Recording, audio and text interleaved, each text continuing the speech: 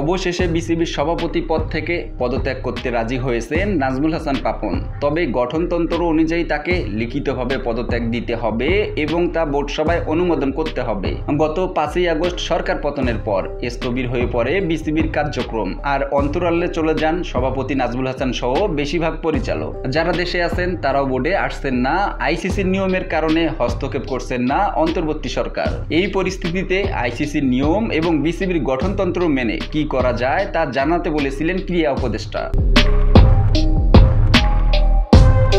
আর এরই জের ধরে নিজেদের মধ্যে বৈঠক করেন বেশ কয়েকজন পরিচালক। সেখানে প্রভাবশালী পরিচালক মাহবুব আনাম অন্যদের কাছে নিশ্চিত করেন সরকারকে সহযোগিতা করতে প্রস্তুত সভাপতি নাজমুল হাসান পাপন। সেই সহযোগিতা যে পদত্যাগ সেটাও নিশ্চিত করেছেন এক পরিচালক। জানা গেছে পরিবার নিয়ে লন্ডনে অবস্থান করছেন নাজমুল হাসান পাপন। যে কোনো সময় ইমেইলে তিনি পদত্যাগপত্র পাঠাতে পারেন।